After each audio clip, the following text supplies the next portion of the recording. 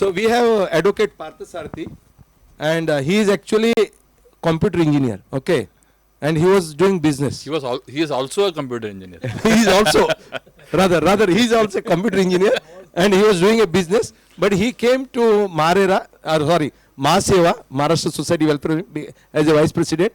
Then he saw the various disputes happening, and he was representing before Marera also on my behalf. But somebody took an objection कि how a computer engineer can represent, and that is what inspired him to become an advocate. Now he is a full-fledged advocate having Sanat. So give him a round of applause. Thank you. Yes. Now go to the question is very simple. What are the transactions where the advocate service is required? Can you elaborate what are the documents need to be done in a redevelopment transactions? So being a layman in all these tax related issues, so I am not going to touch anything, nor I am going to give any of my views on that. But coming to the legal aspects, now first and foremost, the biggest issue which I'm just trying to limit myself to housing societies, because that will be easier and probably the most sought out of the topics. So in case of the first and foremost, what happens where the trust deficit part, which sir was also mentioning, that if somebody sees the chairman or the secretary along with the developer or whoever, proposed developer or whoever it may be, or even the PMC for that matter, so the dispute starts from there. All the issues are created from that point of view. That is a spark which is created from there. So that 79A, which is the root cause of many of the inside society issues, inter-member related issues, starts from 79A. Whether 79A should be followed, or whether it is a directive, or whether it is to be mandatory, or all those things come across. But again, sir always used to say that some of the court judgments say that 79A may be followed or not, but none of the courts have said that it should not be followed. So what we are trying to emphasize here is, as far as 79A is concerned, if you are being guided by that, and if you are able to get in more transparency, then 79A should be followed. If your main intention is to go through the entire procedures of 79A in a proper manner, in the intention or the spirit of it, then obviously 79A has to be, it is better that it is followed. Let's not debate on whether it is mandatory or not. So the end result will be better if 79A is followed, rather than if not followed and falling into some kind of a legal issue. Now once 79A is in place, then obviously the appointment of the PMC, the appointment of the developer, and following the 2/3 majority, all these things have been incorporated in 79A, because it should not be a case wherein even if a dispute arises, wherein people say that I was not interested in development and the society as a whole has gone into development, we are taking maximum people into confidence.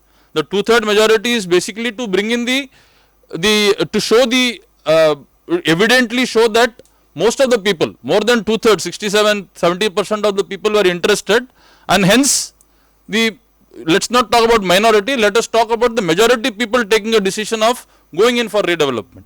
So that 67%, which is a part of 79A, obviously is correlated to these two aspects. 67% is the quorum, whereas the resolution has to be passed with 51% majority. So the 79A, why does it say 67? Because you are part of that particular discussion. You may have your different views, you may have a separate view, or you may reserve your view, but at the end of the day you are part of the discussion.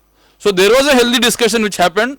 In spite of that, majority of the people decided to go for redevelopment, so you have to follow the majority. That is what the indication is.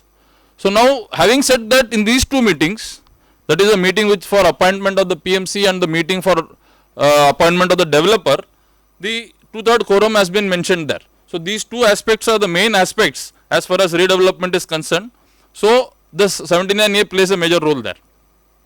So once that is done, the PMC has been appointed, and obviously the PMC is going to handhold you towards the appointment of a developer, and then henceforth all the activities will follow. Now the point of discussion or arguments which generally occur in a society is that who is going to pay the PMC? very much happy to appoint a PMC. We are inclined to appoint a PMC. But whether the PMC is going to be a person who is going to be ultimately paid by the developer, or whether the society is going to pay the PMC. This is a very big question, and ultimately most of the societies, this PMC fees is sponsored by the developer. So if in case if the society is able to contribute towards the appointment of PMC, then obviously the end result is going to be better than what a developer is going to pay to the PMC. So this is though not a legal aspect, but this is also a particular very important point to be noted, that who is going to pay the PMC.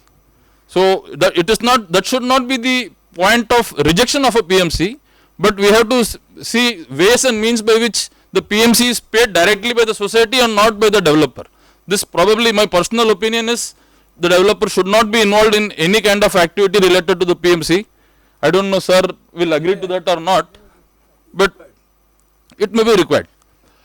So after this appointment, after the PMC is appointed, obviously the builder developer is through a tender, or at least through you're getting, not if not closed tenders, or if not newspaper advertisements, at least in a very transparent manner, you choose, select from 3 of the offers which have been, minimum 3 is what is recommended, and out of those, from these 3 offers, you select the best, obviously not only through the commercial aspects of that particular offer, even you go through the other technicalities and experience and his capabilities, financials, otherwise. So this is also very important while selecting a developer, and obviously after the coming in of RERA, the developer, selecting a developer has become very easy, wherein the RERA website itself, if he is not a very small time developer, most of the developers have at least completed a couple of projects somewhere in the city, so that it becomes easier for us to analyze how this developer has performed by going through the RERA website itself. So nowadays, now after Mr. Sir had started that system of incorporating the maximum whatever information is available in a developer in the RERA website, and all his successors have actually been doing it.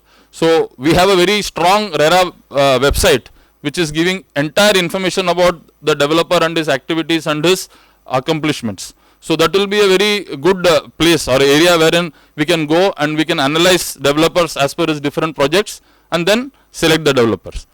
So this is one thing. So now after this is done, so then now the development agreement, which is obviously again a very boiling point, wherein what happens, how do you go about signing the development agreement? What are the different points? What are the different terms and conditions which are to be incorporated? That when is the development agreement to be signed?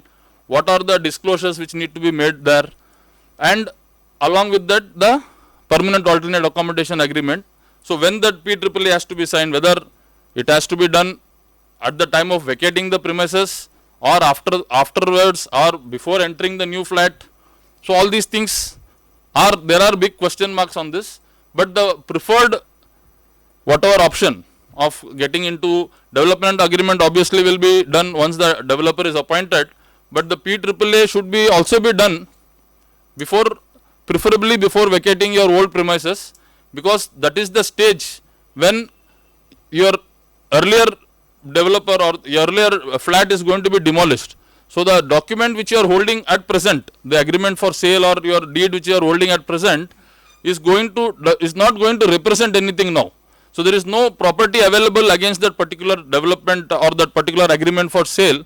So the new property which is going to be given as a alternate accommodation should be defined at least on paper, so that we have some legal standing on claiming that whatever property is going to be constructed afterwards. So that PAAA ideally should be done at the time of vacating. Obviously IOD will come and then you will vacate, and the CC is obtained after that, and then the terms and conditions of the development agreement will be followed. Now that after coming in of RERA, pre-RERA, most of the disputes were resolved through the arbitration and conciliation process, as the DA itself used to mention those aspects in that.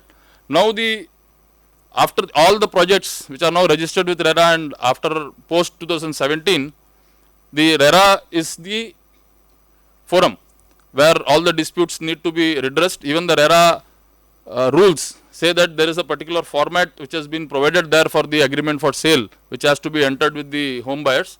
So the RERA rules themselves state that the dispute redressal forum is the RERA authority. So that those points should be incorporated there in the development agreement.